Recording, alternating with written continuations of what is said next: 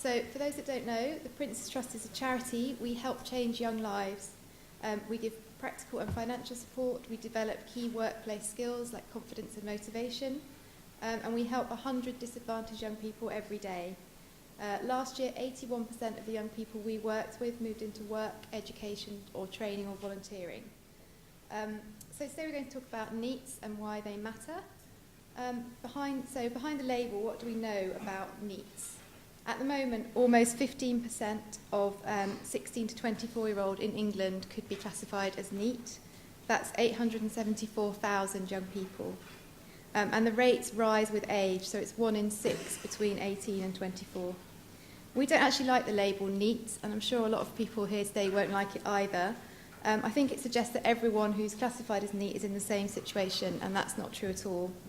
So there's a wide range of circumstances. Some young people have chosen to opt out temporarily, so they might be on a gap year, but they will re-engage. Others are between jobs, and most of them are actually moving between low-skilled jobs and unemployment, and a lot of them have had poor grades at GCSE, so they feel they've got fewer options. There's also a significant minority facing barriers like substance misuse, offending behaviour, having a disability or caring responsibilities. So who are the NEETs? They have poor educational qualifications or a record of truanting or exclusion. Many have parents who are not working or parents who have few qualifications.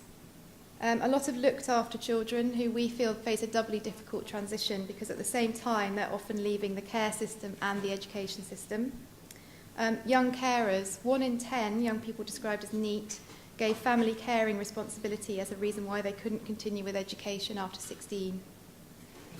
We also have a lot of young mums. Over 80% of 18-year-old women who are living with their children are not in education, employment or training. And finally, sick or disabled young people.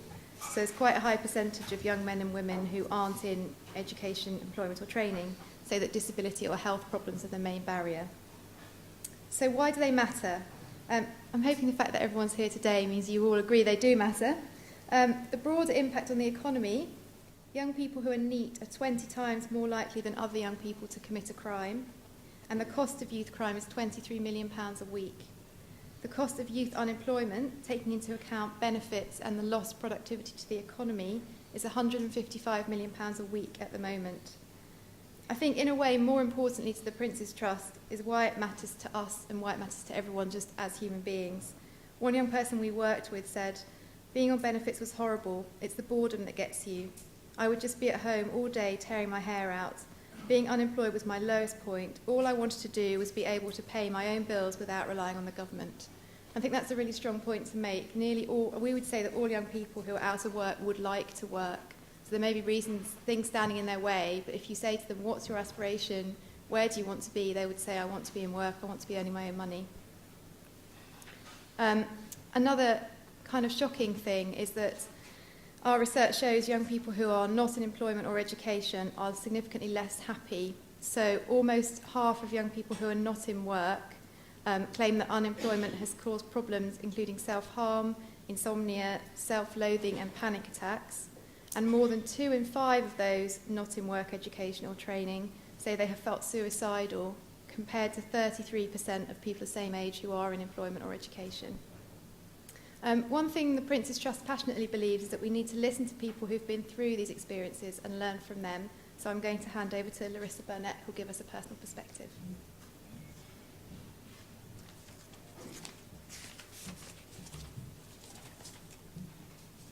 Hiya. As Lindsay said, my name's Larissa. I want to try and give you a quick picture of what I was like quite a few years back now, after I'd left school. I had really severe problems with my health. During my teenage years, I spent many, many years in hospital. I think well over 4 years in total I spent as an inpatient. I'm sure many of you are familiar with the term revolving door service user, and this was basically what I was. People had kind of given up by now because there's only so much time and energy you can spend. I'd lost all confidence and I'd lost all my self-esteem, and over the years, as I couldn't get anywhere, I slowly lost my hope. I led a very negative, self-destructive existence. I can't really call it a life. Occasionally I'd even spend nights on the streets, not wanting to go back to a care home, which was just as chaotic and hectic as I felt. I just couldn't go back. There's lots going on. This inevitably led me into negative conflict with the police, which was pretty awful on both sides. On coming out from hospital for the last long stretch, I'd been in for a total of 1.5 years constantly as an inpatient. I'd lost all of my skills, including social skills. I'd become very institutionalised. I was living in a 24-hour intensive support care home, not really a normal existence. I felt there'd been no employer in the world who would want to employ me. Employment felt like something way, way beyond my reach. I had no confidence to apply for anything. Despite, as Lindsay was saying, I didn't want to be on benefits. I'm unemployed, but it just felt like that was something not for me. My belief system about myself made it really hard to enter work or education, and the health issues on top just compounded this.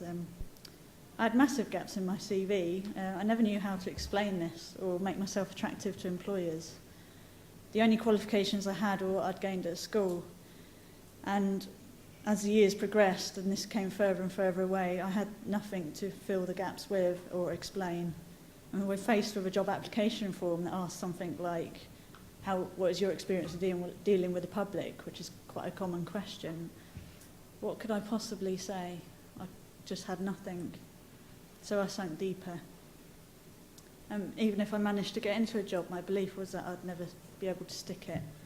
I think this is quite an important point, is that it's an achievement to get a job, but in my experience, the hardest bit is actually being able to stay in the job and to achieve, and to be happy in it as well, especially if you have additional barriers to face that perhaps other people don't.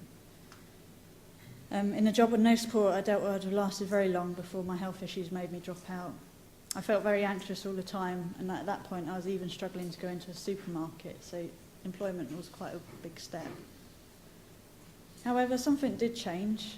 I had a support worker from the Shore Trust whose unending belief in me kind of helped. It was her job. I felt a hopeless job to get me into education or employment. And she referred me onto a Prince's Trust team programme, a 12-week programme aimed at getting young people not in education or employment or training back into this.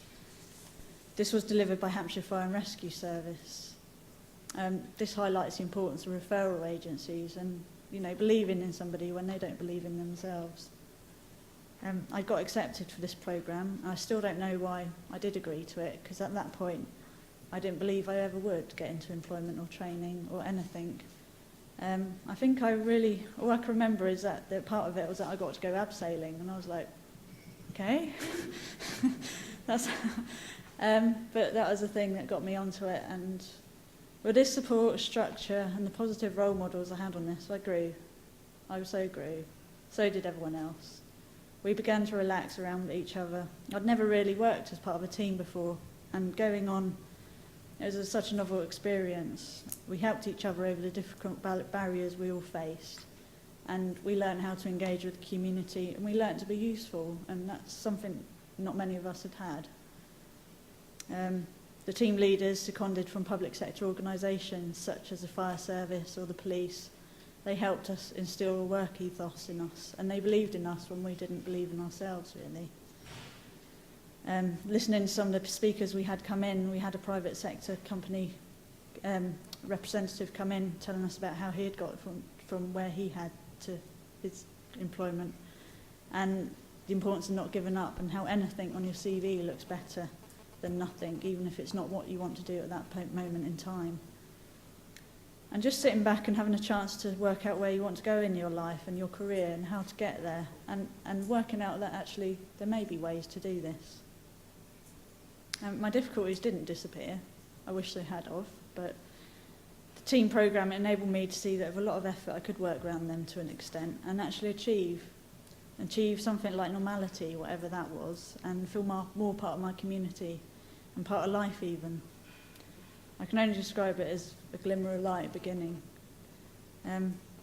That year changed my life. It began with the team programme. and the support that I got from it, and it ended me starting a full-time HND in public services, despite not having the qualifications to enter. I'd found a passion to work in the public sector too, perhaps not the best choice right now, but you know. And I finished my HND just about, with flying colours and distinctions, and I was actually awarded the Royal Navy Shield of Achievement for Best HND Student, a novel experience again. I went on to do a top-up degree, something I'd never been able to do, and I moved into halls, and I got as a student rep, got involved in the union, as everyone does, and enjoyed my time there, socially and academically. Socially, I met a great many people. Academically, I actually managed a first-class degree with honours, much to my surprise. And this stemmed from my determination and hard work more than my skill, which I'd learnt from the team programme. So it took me twice as long to write essays due to my concentration difficulties and my health issues. And then I found out I was actually been awarded an award from NIACE. I was Outstanding Learner, Adult Learner for the South East, and I actually got the whirlwind of publicity and events following this, and I ended up talking to Princess Royal herself on the stage, and I just had this thing like how my life had changed completely while I was just trying to remember the royal protocol.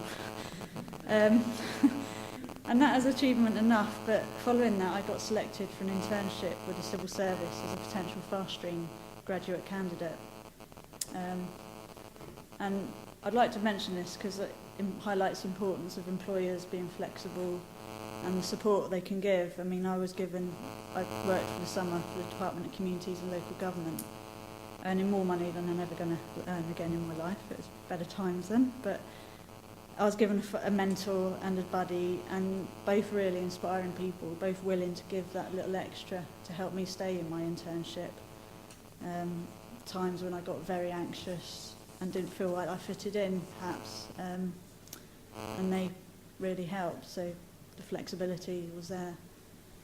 I didn't feel ready for the pressure of a fast stream job, so I decided not to apply and get some more experience working in the public sector. And I went back to working, and actually now work for Hampshire Fire and Rescue Service, strangely enough, so I've come full circle, and I now work in the partnership with the Prince's Trust team, which is a bit ironic, but there you go.